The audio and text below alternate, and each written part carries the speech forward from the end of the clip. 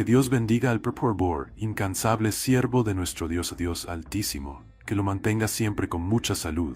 De igual modo, extensiva esta bendición para su amada familia, que lo apoya en todo. Aprendo más sobre el santuario y amo mucho más a Dios. Me motiva a cambiar mi carácter en respuesta a su amor. Bendiciones a todos los que trabajan en este programa. Gloria a Dios y bendición a sus fieles obreros que trabajan para enseñarnos y prepararnos para la segunda venida de Cristo. El individuo deposita suficiente dinero en el banco para cancelar todas nuestras deudas. Ahora, ¿de qué vale que el individuo deposite todo ese dinero en el banco si nadie lo sabe? Así que el dueño del banco dice, no solo voy a depositar el dinero, tengo que usar todos los medios de comunicación para anunciarle a la gente que el dinero está en el banco. Así que a través de los medios, palabra de boca, televisión, radio, internet, teléfono, prensa, Facebook, Twitter, WhatsApp, comparte la noticia de que hay un banco que tiene suficiente capital para pagar todas las deudas de todos los seres humanos. No hay razón para quedar endeudado, pero hay una condición. Y es que cada persona tiene que manifestar tristeza y arrepentirse de haberse endeudado. Y tiene que confesar que hizo mal en endeudarse. Y tiene que tener confianza de que el dueño del banco en realidad va a cumplir lo que ha prometido hacer. Ahora, ¿cómo se aplica esto al ministerio de Jesús? Por su vida perfecta y su muerte en la cruz, el Señor Jesucristo depositó suficiente capital en el banco del cielo para salvar a todos los seres humanos. Su vida perfecta y su muerte son el capital. Jesús pagó para salvar a todos los seres humanos, pero solo los que vienen a Él y reclaman su vida a través del arrepentimiento, la confesión y la fe en Cristo se van a beneficiar con el capital que Jesús depositó en el banco. ¿Están entendiendo el punto? Ahora, quiero leerles una cita hermosa de la hermana White. Se encuentra en la matutina de hace varios años, Hijos e Hijas de Dios, página 24. Esta idea del banco no es algo que me surgió a mí, se lo plagié a la hermana White. Ahora, escuchen lo que dice esta cita. Cristo se ha comprometido a ser nuestro sustituto y garante. ¿Qué ha prometido Jesús ser qué?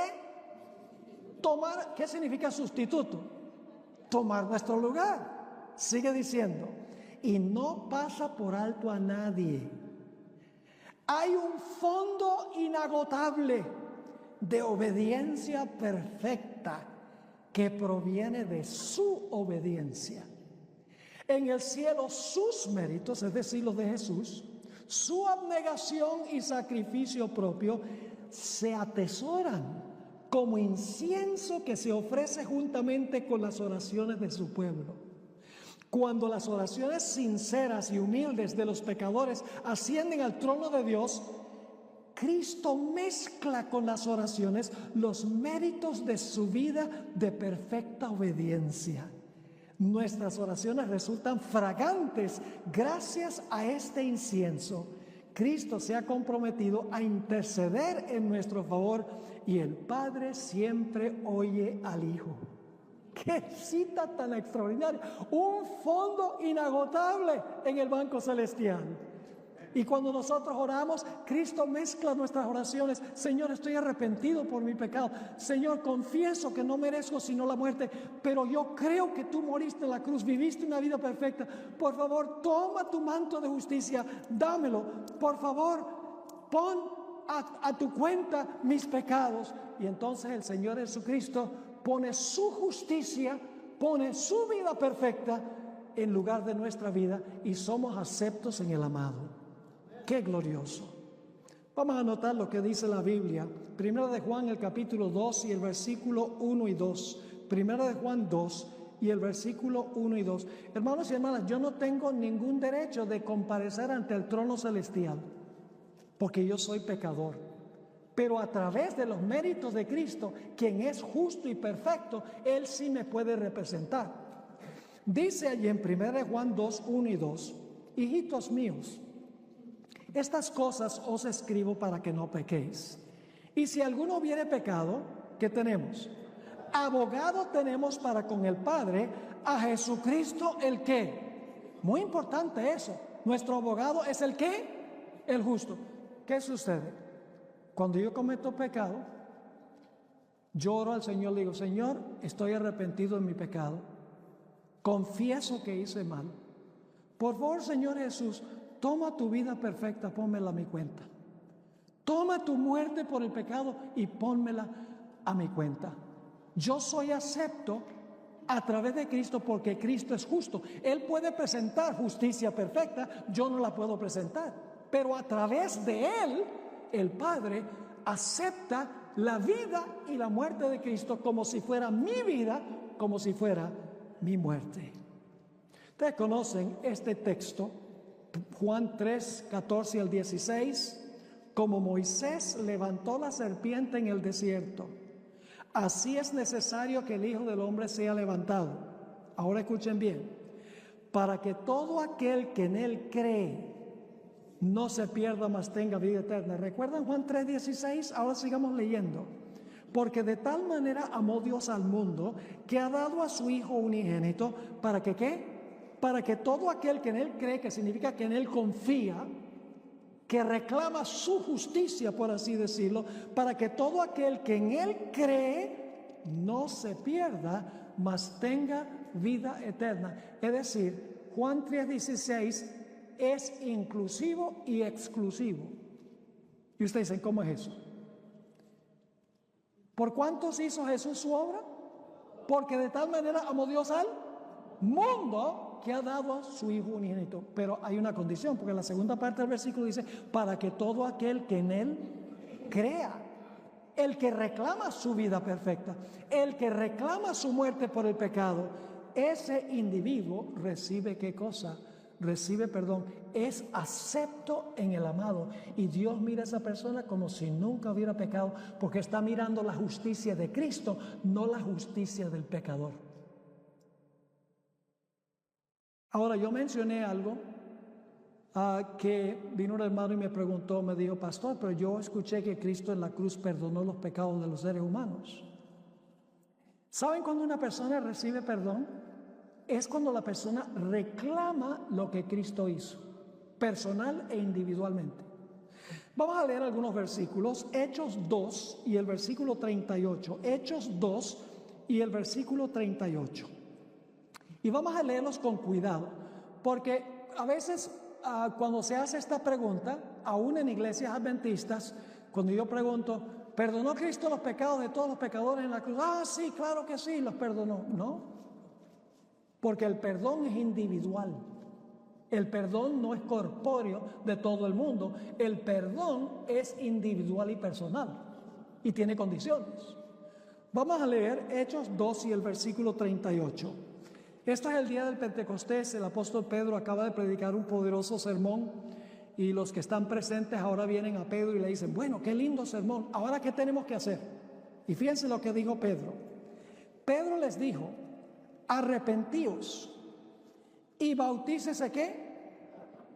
Entonces, ¿es individual, sí o no? Sí, cada uno de vosotros en el nombre de Jesucristo para perdón de los pecados. ¿Cuándo recibe una persona perdón? Según este versículo, ¿cuando Cristo murió en la cruz? No, ¿cuándo? Cuando la persona se arrepiente y se bautiza. Dice, para perdón de los pecados y recibiréis el don del Espíritu Santo. Noten Hechos 5 y el versículo 31, otro texto, Hechos 5 y el versículo 31. Está hablando de la ascensión de Cristo al cielo. Y dice allí, a Jesús, Dios ha exaltado con su diestra por príncipe y salvador. Ahora escuchen por qué Jesús fue al cielo. Para dar a Israel, ¿qué cosa? Arrepentimiento y perdón de pecados. ¿A qué fue Cristo al cielo? ¿Para dar qué cosa? Arrepentimiento y dar qué más? Perdón. Pues si Jesús fue al cielo para dar perdón, no lo dio en la cruz. ¿Si están conmigo o no están conmigo? Hechos 10:43. Hechos 10 y el versículo 43. Dice, hablando de Jesús, y ya deben estar allí en Hechos, cerquita, dice en Hechos 10:43, de es decir, de Jesús, dan testimonio todos los profetas, que todos los que en él creyeren, ¿qué va a pasar? Recibirán perdón de pecados por su nombre. Yo pregunto, ¿hay que arrepentirse para recibir perdón? ¿Bautizarse para recibir perdón? ¿Creer o confiar en Jesús para recibir perdón? Sí, y ustedes conocen muy bien 1 Juan 1:9. Usa el sí condicional. ¿Saben lo que es un sí condicional? Hay un sí afirmativo y un sí condicional. Dice, si confesamos nuestros pecados, Él es fiel y justo ¿para qué? Para perdonar nuestros pecados y limpiarnos de toda maldad. ¿Cuándo es que se recibe el perdón? Cuando nos arrepentimos, creemos en Jesús y ¿qué? Y confesamos nuestros pecados, recibimos personal e individualmente perdón. Es decir, en ese momento, Cristo toma su vida y la pone a nuestra cuenta, toma su muerte y cuenta como si fuera nuestra muerte, en el momento del verdadero arrepentimiento. La hermana White tuvo una cita muy interesante, pero antes déjenme leerles Proverbios 28:13.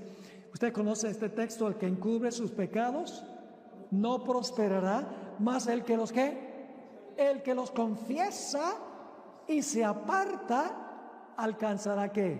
Misericordia. Ahora fíjense la cita de la hermana White. ¿Cuándo es que una persona recibe perdón o justificación? Perdón y justificación son la misma cosa, ¿ok? Justificación es la palabra teológica, pero una palabra más fácil de entender es perdón. Justificación y perdón es lo mismo. Escribió en el libro Fe y Obras, página 110, lo siguiente: es la justicia de Cristo lo que hace que el pecador penitente, ¿qué clase de pecador? El pecador, ¿qué significa penitente? Que está triste por el pecado, ¿verdad? Es la justicia de Cristo lo que hace que el pecador penitente sea aceptable ante Dios y que obra su justificación. ¿Qué es lo que obra la justificación? La justicia de Cristo al pecador ¿qué? Penitente. Sigue escribiendo, no importa cuán pecaminosa haya sido su vida, si cree en Jesús como su Salvador personal. ¿Salvador qué? Individual, ¿verdad? Si cree en Jesús como su Salvador personal, está parado delante de Dios con las vestiduras inmaculadas de la justicia imputada de Cristo. Imputada significa puesta a nuestra cuenta. Saca la plata del banco y quita nuestras deudas. Nosotros no lo hicimos, lo hace Él. Ahora fíjense esta otra cita. En el libro La Matutina de hace varios años, La fe por la cual vivo, página 109. La gracia de Cristo justifica, recuerden que justifica es lo mismo que perdón. La gracia de Cristo justifica gratuitamente al pecador, sin mérito o reclamo de su parte. Ahora, yo le dije justificación y perdón es lo mismo. La hermana White lo va a decir ahora. La justificación es el perdón pleno y completo del pecado. Ahora escuchen esto. El mismo instante en que el pecador acepta a Cristo por la fe, ¿cómo es la cosa? ¿El mismo momento cuándo? ¿Cuando Cristo murió en la cruz? No. El mismo instante en que el pecador acepta a Cristo por la fe, recibe el perdón. Se le imputa la justicia de Cristo y ya no debe dudar en cuanto a la gracia perdonadora de Dios. Jesús contó una historia que ilustra esto de una forma espectacular. El hijo pródigo era un muchacho egoísta. Estaba cansado de las restricciones y leyes de la casa. Estoy cansado de que mi padre todo el tiempo dice, haz esto y haz lo otro. Quiero gozar la vida. Y le dijo al padre, dame mi parte de la herencia. Y el padre le dio la parte de la herencia. Como dice la historia, salió y disfrutó los placeres del pecado. Y créame, el pecado puede ser placentero, pero no dura mucho. El que dice que algunos pecados no son placenteros, algunos pecados son placenteros, pero son temporales. Y finalmente nos muerden, por así decirlo. Pero el muchacho sale y disfruta, tiene el dinero, amigos, y disfruta los placeres. Pero luego su vida tomó un giro desastroso y se dio cuenta de la insensatez de sus pasos. Y luego se acordó de cuán bueno era su padre. ¿Sabe que el arrepentimiento no es algo que nos sale a nosotros? Dios da el arrepentimiento. El apóstol Pablo dijo en Romanos 2 y el versículo 4, la bondad de Dios nos lleva al arrepentimiento. Y este muchacho dice, ay, qué bueno era mi padre. Yo estoy aquí compitiendo con los cerdos, por las algarrobas. ¿Hasta dónde he llegado? Y se empieza a pensar en el hogar. Ay, mi padre, qué bueno era. Yo pensaba que era malo, pero es más bueno. Y se arrepiente. ¿Quién le dio el arrepentimiento? El recuerdo del padre. No es algo que nos sale a nosotros. Y él dice, voy a volver a la casa de mi padre. Le voy a decir, he pecado contra el cielo y contra ti. ¿Está diciendo que va a confesar su pecado, sí o no? ¿Y por qué lo va a confesar? ¿Porque está qué? Porque está arrepentido. Y ahora regresa a la casa y le dice, Padre, he pecado contra el cielo y contra ti. No soy digno de ser llamado tu hijo.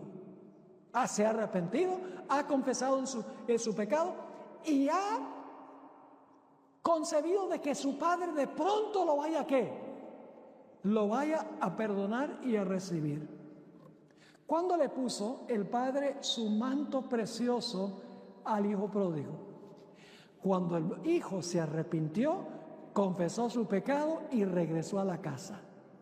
En ese momento el padre lo cubrió con el manto de su perfecta justicia, por así decirlo. Pero no todo arrepentimiento es genuino. Algunas personas tienen lágrimas de cocodrilo. Se arrepienten es de las consecuencias del pecado y no del pecado mismo. Yo les doy una ilustración. Cuando era niño a veces peleaba con mis hermanas y mi papá me mostraba la correa y me decía, hijo, te voy a dar varios correazos por pelear con tus hermanas. ¿Sabe lo que yo decía a mi papá? Decía, ay no papá, perdón. ¿Ustedes creen que yo estaba triste de haber peleado con mis hermanas? ¿Qué va? Estaba triste de que me iban a dar fuerte. Falso arrepentimiento, tristeza por las consecuencias y no porque el pecado llevó a Cristo Jesús a la cruz. Así de caro es el pecado. Cuando vemos el pecado por lo que le hizo a Jesús, vamos a querer dejar de pecar. No todo arrepentimiento es genuino. Ahora quiero leerles una cita del Espíritu y Profecía que se encuentra en Historia de la Redención, página 405, donde la hermana hoy explica por qué Jesús fue al lugar santo, el cuarto paso en su obra a través del santuario. Dice, el rasgamiento del velo del templo, recuerdan que se desgarró de arriba abajo, demostró que los sacrificios y los ritos judaicos ya no serían aceptados. El gran sacrificio ya había sido ofrecido y aceptado. Es decir, el sacrificio de Jesús, Jesús se ofreció, ya el Padre lo había aceptado. Y el Espíritu Santo que descendió en el día del Pentecostés apartó la atención de los discípulos del santuario terrenal para dirigirla al celestial. Ahora escuchen, a donde Jesús entró por medio de su propia sangre. ¿Y por qué entró allá? Aquí viene la respuesta. Para derramar sobre sus discípulos los beneficios de su expiación. ¿Sabe cuáles son los beneficios que ganó Cristo cuando estuvo en la tierra? Los beneficios son su vida imperfecta y su muerte por el pecado. Esos son los beneficios. Y Jesús fue al cielo para recibir las oraciones de su pueblo arrepentido, confesando sus pecados, teniendo fe en Jesús, para Jesús entonces derramar sobre ellos los beneficios de su obra terrenal. Es decir, el perdón pleno y completo del pecado a través de Cristo Jesús. Ahora, desde la década de los años 50, en la Iglesia Adventista ha existido un debate entre los eruditos, y es si el Señor Jesucristo terminó su obra expiatoria en la cruz. Hoy en día hay muchos teólogos en la Iglesia que dicen que Cristo en la cruz terminó su obra expiatoria. En el cielo ya no hay expiación. En realidad, los que discuten de esta manera están discutiendo un asunto que ha sido hecho muy claro por el Espíritu de Profecía. Ahora escuchen lo que voy a decir. La expiación la completó Cristo en la cruz como provisión, pero no completó la expiación como aplicación. ¿Me están entendiendo lo que estoy diciendo? Es decir, cuando Cristo vivió su vida perfecta y murió por el pecado, ¿había provisión completa para que una persona se pueda salvar? Sí. Pero ¿quiénes son los que se salvan? Los que le reclaman y contratan a Jesús como intercesor. Es decir, la expiación terminó en lo que respecta la provisión, pero Jesús necesita aplicar la provisión a los que vienen arrepentidos a Él. Ahora escuchen lo que escribió el Espíritu de Profecía. Se encuentra en el Conflicto de los Siglos, página 479. Dice, la intercesión de Cristo por el hombre en el santuario celestial es tan esencial para el plan de la salvación como lo fue su muerte en la cruz. ¿Qué es más importante? ¿La obra de Cristo en el lugar santo o la obra de Cristo y su muerte en la cruz? ¿Cuál de los dos es más importante? Ella está diciendo, la intercesión de Cristo por el hombre en el santuario celestial es tan esencial para el plan de la salvación como lo fue su muerte en la cruz. Ahora escuchen. Con su muerte comenzó la obra como ¿qué? Provisión. Yo pregunto, ¿hay un manto perfecto disponible? ¿Hay una muerte por el pecado disponible? ¿Cómo no? Eso, en ese sentido, la provisión está completa. Pero ahora es necesario, ¿qué cosa? Aplicarlo a individuos que lo reclaman. Sigue diciendo, con su muerte comenzó la obra que después de su resurrección fue a completar en el cielo. No para vivir una vida perfecta de nuevo o para morir por el pecado en el cielo.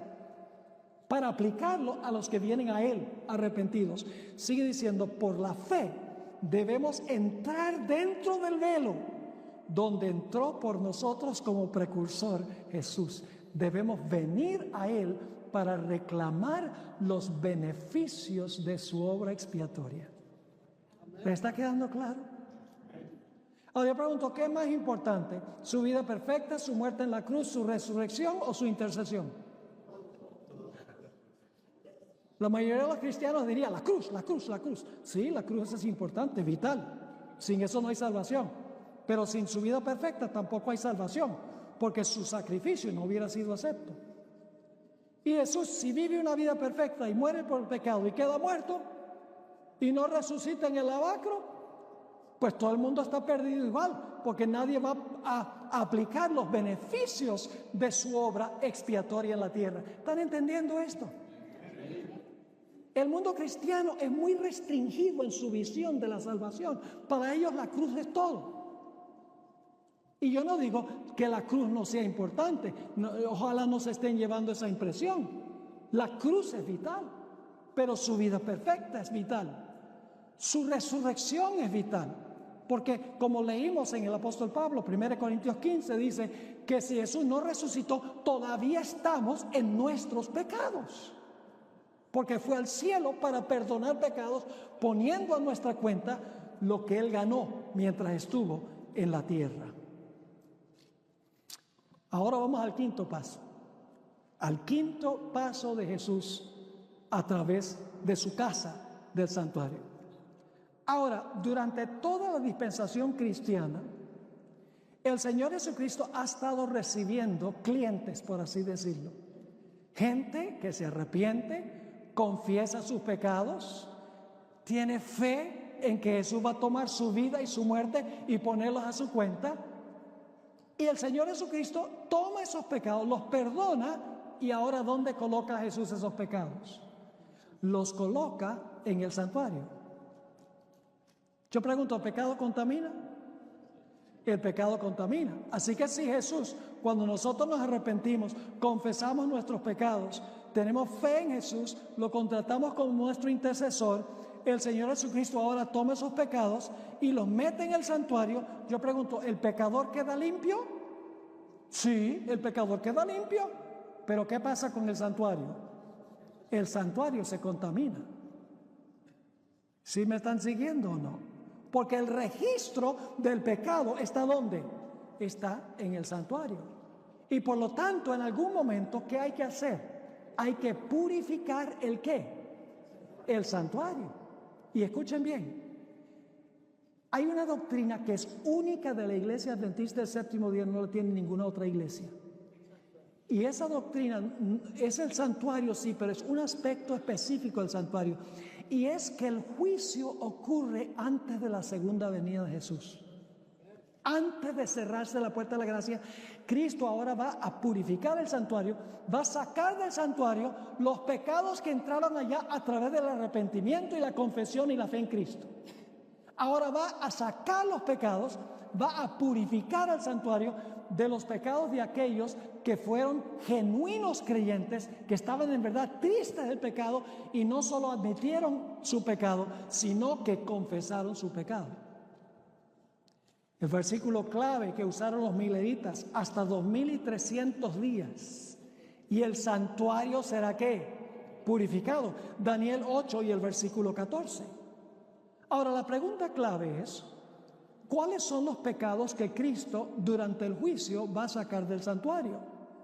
Porque Él está examinando a cada persona en el proceso del juicio. Yo pregunto, ¿con quién empezó el Señor Jesucristo el juicio en 1844? ¿Con qué persona? Comenzó con Adán. La sierva de Dios dice, comenzando con los que primero vivieron en la tierra. Dice, Jesús juzga cada generación sucesiva, terminando con los que están vivos inmediatamente antes de cerrarse la puerta de la gracia. Es decir, el juicio se hace en orden cronológico. Y escuchen bien, los únicos que son juzgados antes de cerrarse la puerta de la gracia son los que alguna vez profesaron a Cristo como Salvador personal. Los impíos no. Los que no aceptaron a Cristo ni profesaron a Cristo, esos no son juzgados antes de la segunda venida. Solamente aquellas personas que en algún momento profesaron a Cristo como Salvador personal. ¿Y cuál es el propósito de ese juicio? El propósito de ese juicio es revelarle al universo, porque Dios ya sabe todas las cosas. Dios no necesita un juicio para saber quiénes fueron genuinos y quiénes no fueron genuinos, porque Dios sabe todas las cosas. ¿No es así que Dios sabe todas las cosas? Claro que sí, Dios no necesita el juicio, pero el universo no sabe. Así que Dios juzga a cada persona para demostrar si la persona en verdad se arrepintió, que su confesión no fueron lágrimas de cocodrilo y que su fe fue una fe genuina. Ahora yo pregunto, ¿cómo es que revela una persona que su fe fue genuina? Por el cambio de su vida, por sus obras. Las obras demuestran si nuestra fe es genuina o no. Amén. Hay un debate en cuanto a la fe y las obras en la iglesia. Nosotros no somos salvos por fe sola, ni somos salvos por obras solas, ni somos salvos por fe más obras, sino por una fe que obra. Porque una fe que no obra no es fe. Por eso en Hebreos 11, los héroes de la fe están haciendo algo. Por fe, Noé construyó. Por fe, Moisés salió. Por fe, Abel ofreció. Inclusive, imagínese Abraham. Dios le dijo que Abraham iba a tener con Sara un hijo, teniendo 100 años. Abraham podría haber dicho, yo no funciono ni siquiera sexualmente ya. ¿Ni para qué? pero tuvo relaciones sexuales con su esposo, pues tenía 100 y ella 90. Imagínense ustedes, tuvo que hacer algo. No podía decir sencillamente, Señor, haz el milagro. No, tenía que poner su fe a obrar. La hermana White dice que la mayor evidencia de que una persona en realidad está convertida es el cambio de su vida. Somos salvos por gracia, a través de la fe, pero a través de una fe que ¿qué? Una fe que obra. Somos salvos por gracia a través de la fe, pero seremos juzgados por obras, porque las obras revelan si nuestra fe es genuina o no. Amén. La sierva de Dios escribió, Conflicto de los siglos 4:55 y 4:56, una reforma en la vida es la única prueba de un verdadero arrepentimiento. Y luego habla de los que realmente se han convertido. Dice, amaban lo que antes aborrecían y aborrecían a los que antes amaban. Los orgullosos y tercos se volvían mansos y humildes de corazón. Los vanidosos y arrogantes se volvían serios y discretos. Los profanos se volvían piadosos, los borrachos sobrios y los corrompidos puros. Las vanas costumbres del mundo eran puestas a un lado. Los cristianos no buscaban el adorno exterior del rizado de los cabellos, del ataviarse con joyas de oro o el de la compostura de vestidos, sino el oculto del corazón, que consiste en la incorrupción de un espíritu manso y tranquilo. Esa es la hermosura en la presencia de Dios. Quiero leerles una cita del Espíritu Profecía, se encuentra en Palabras de Vida del Gran Maestro, página 252. Mientras los hombres moran en la tierra, se verifica la obra del juicio investigador en los atrios del cielo. Es decir, ahora mismo el juicio está transcurriendo. No sabemos el nombre de la persona que ahorita está compareciendo ante el tribunal a través de sus registros. No lo sabemos. Pero la sierva de Dios dice, cada generación sucesiva de los que profesan haber reclamado a Jesús aparece delante del Señor y finalmente termina con la última generación, con los que están vivos. Y luego se cierra la puerta de la gracia y los vivos pasarán por el tiempo de angustia sin intercesor. Sigue diciendo la sierva del Señor. Mientras los hombres moran todavía en la tierra, se verifica la obra del juicio investigador en los atrios del cielo. Delante de Dios pasa el registro de la vida de todos sus profesos seguidores. ¿Cuáles son los nombres que aparecen? ¿Todos sus qué? Sus profesos seguidores. Todos son examinados según lo registrado en los libros del cielo y según sus hechos queda para siempre fijado el destino de cada uno. Ahora, ¿por qué razón Dios va a hacer un juicio para determinar o separar a los genuinos de los que no son genuinos? Sencillamente porque en la iglesia hay genuinos y hay aquellos que no son genuinos. Yo pregunto, ¿en la iglesia hay trigo y cizaña? ¿Los que son cizaña profesan servir a Dios? Sí, claro. En la iglesia hay peces buenos y peces que hieden. Sí, hay peces buenos y peces. La red del evangelio, el tirar la red es la predicación. Y cuando se tira la red y se trae la red a la playa, hay toda clase de animal marino. Y hay que hacer la separación en la playa. Ese es el juicio.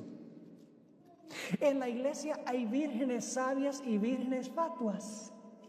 Sí, las fatuas profesan servir a Jesús. ¿Cómo no? Yo pregunto, en la sala matrimonial, donde se va a realizar el matrimonio entre Cristo y su iglesia, ¿hay genuinos y hay falsos? Sí.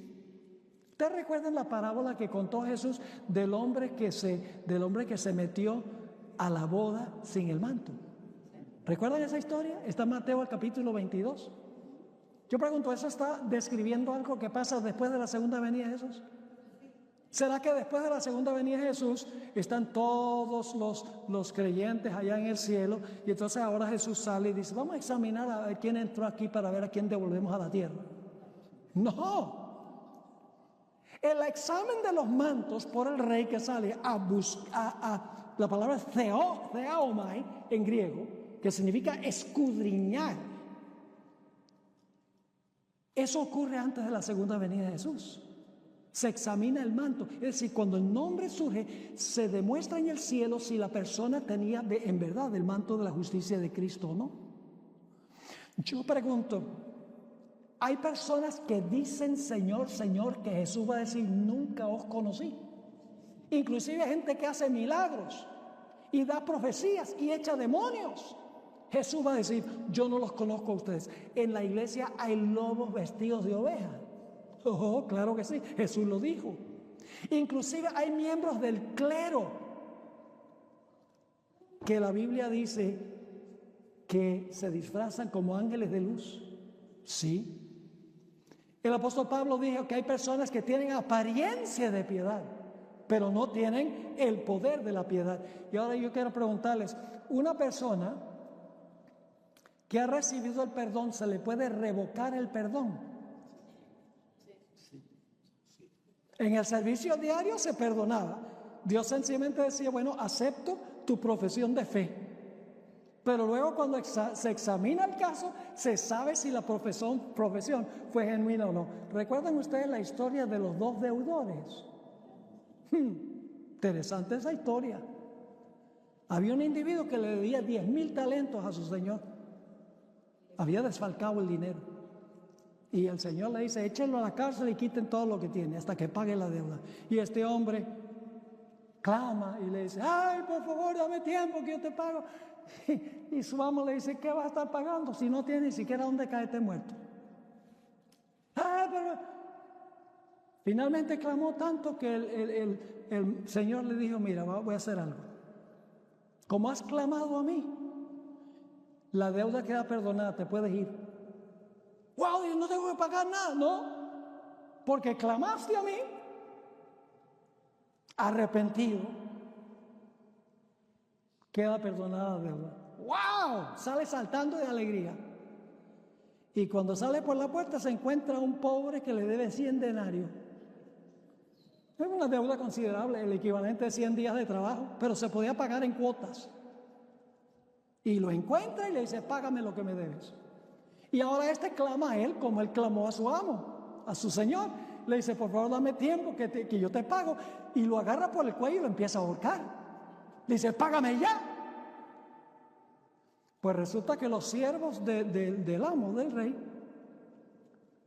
fueron y le contaron al rey, fueron y le contaron al Señor. Esos son los ángeles que anotan nuestras obras en los libros celestiales. Y le dicen al rey, ¿sabe lo que hizo ese que le perdonaste una deuda que no podía pagar? Allá estaba ahorcando a uno, porque no le pagaba 100 denarios. Y la Biblia dice que el Señor le dijo, tráigame a ese hombre para acá. Y le dijo, si yo te perdoné una deuda que tú no podías pagar, ¿cómo tú no podías perdonarle la deuda a uno que sí te la podía pagar? Y lo echó, le revocó el perdón y lo echó a la cárcel hasta que pagara toda la deuda. Es decir, murió en la cárcel. Porque hubiera tenido que trabajar muchísimas vidas, nada más para pagar esa deuda. Ese hombre tenía lágrimas de cocodrilo.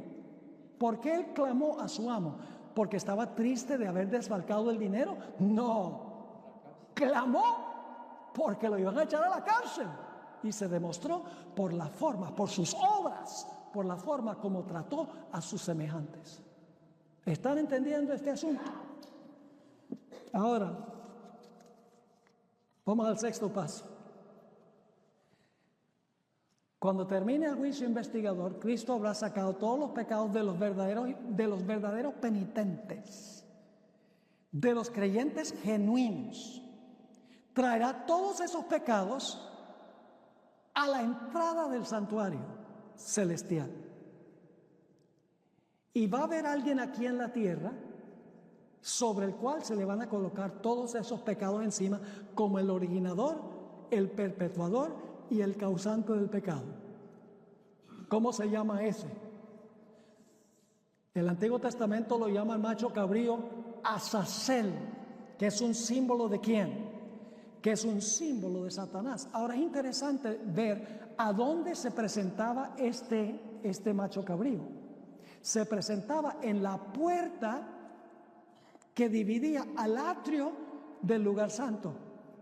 Ahora, en el cielo no hay atrio, porque la obra del atrio la hizo Cristo aquí en la tierra.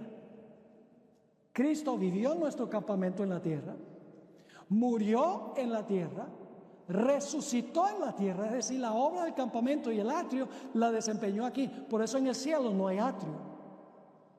Jesús entró al lugar santo. En otras palabras, lo que estoy diciendo es que ahora Jesús viene a la puerta del lugar santo. ¿Y quién está en la tierra ahora? Está Satanás en la tierra. Y ahora todos los pecados que son purificados del santuario, dicho sea de paso, ya habían sido perdonados por la sangre. El macho cabrío Azazel no perdona los pecados. Ya la sangre del macho cabrío del Señor perdonó los pecados y purificó el santuario. El macho cabrío no purifica el santuario. El macho cabrío no perdona los pecados de los penitentes. Eso lo hizo la sangre de Cristo.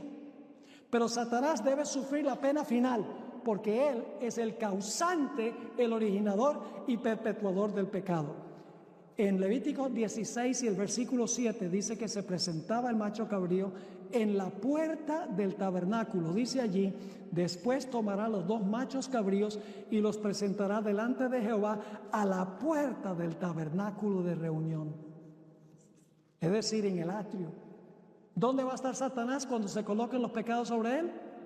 En la tierra, exactamente. Y todos los pecados que entraron al santuario, de aquellos que se arrepintieron genuinamente, son sacados del santuario. Fíjense Levítico 16, 20 al 22. Levítico el capítulo 16 y el versículo 20 al 22. Dice: cuando hubiere acabado de expiar el santuario y el tabernáculo de reunión y el altar. Es decir, ya el santuario ha sido purificado. Antes de que la ceremonia de Azazel, ya el santuario ha sido purificado por la sangre del macho cabrío del Señor. Así que dice: cuando hubiere acabado de expiar el santuario y el tabernáculo de reunión y el altar, hará traer al macho cabrío vivo y pondrá a Aarón sus dos manos. ¿De quién era símbolo Aarón o tipo Aarón? Era un tipo de Cristo Jesús, el verdadero sumo sacerdote. Así que dice: pondrá Aarón sus dos manos sobre la cabeza del macho cabrío y confesará sobre él todas las iniquidades de los hijos de Israel, todas sus rebeliones y todos sus pecados, poniéndolos así sobre la cabeza del macho cabrío, y lo enviará al desierto por mano de un hombre destinado para esto. ¿A dónde lo mandaban? ¿A qué? Al desierto. Y luego dice en el versículo 22: y aquel macho cabrío llevará sobre sí todas las iniquidades de ellos a tierra, ¿qué? A tierra inhabitada, un desierto inhabitado. Y dejará ir al macho cabrío por el desierto. En este momento el macho cabrío está vivo, pero es desterrado al desierto donde no hay habitantes. Yo pregunto: ¿cuándo es que se cumple esto? ¿Cuándo es que la tierra va a ser como un vasto desierto, desordenada y vacía, y el cielo no tendrá luz durante los 1000 años? ¿Habrá algún habitante aquí, además de Satanás y sus ángeles, durante los 1000 años? No. Es decir, el destierro del macho cabrío es el milenio del libro de Apocalipsis, el capítulo 20. Ahora, la gente a veces pregunta y dice, es que a veces la gente pregunta sin pensar mucho. Hay que pensar y luego entonces hablar. No hablar y luego entonces pensar, como hacía el apóstol Pedro, que siempre ponía la lengua en cuarta antes de poner el cerebro en primera. Y eso es medio peligroso, porque el carro no va a arrancar si lo ponen en cuarta primero.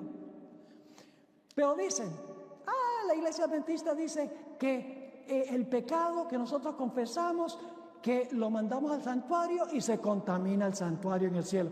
¿Cómo es que un lugar tan santísimo puede estar contaminado? ¡Qué ridículo! ¿Y saben lo que yo hago? Yo sencillamente le hago a esa gente otra pregunta. Le digo, ¿cómo es que Jesús, un personaje tan santo y perfecto, haya cargado el pecado sobre sí mismo? Si un Salvador santo y puro y perfecto llevó sobre sí el pecado que no era de él, el santuario, por lo menos por un tiempo, puede llevar el pecado que no le pertenece al santuario hasta que se pueda poner sobre el que verdaderamente es culpable por el pecado. ¿Están entendiendo el punto? Ahora, permítanme mencionarles algo sobre el macho cabrío Azazel. Quiero leerles una cita. Es una cita que viene de la enciclopedia judaica. No es Biblia. Es el concepto judío que existía. Ustedes recuerdan que en Génesis el capítulo 6 dice que los hijos de Dios vieron que las hijas de los hombres eran hermosas. Entonces todas las hijas de Dios eran feas. Sí, me dice que vieron que las hijas de los hombres eran hermosas. Entonces si no miraban a las hijas de Dios, las hijas de Dios eran feas. Había una diferencia entre las hijas de Dios y las hijas de los hombres. La enciclopedia judaica, la tradición judía, tiene una explicación de eso.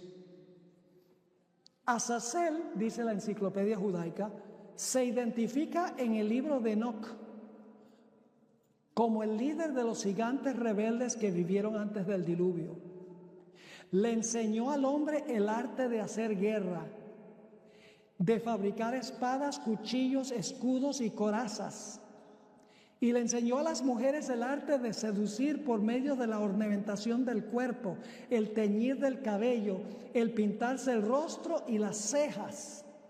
Y también le enseñó al pueblo los secretos de la hechicería y corrompió sus costumbres, llevándolos a la iniquidad y a la impureza.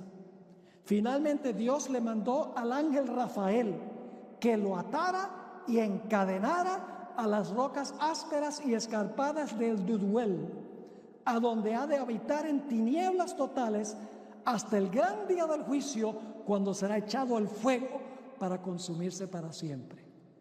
Interesante. ¿Qué distinguía a las hijas de Dios de los hijos de los hombres?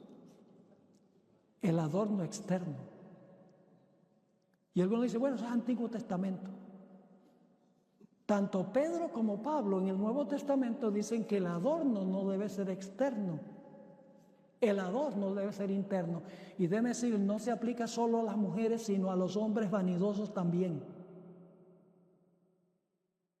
Porque hoy en día los hombres también andan con collares y brazaletes y con el pelo encrespado.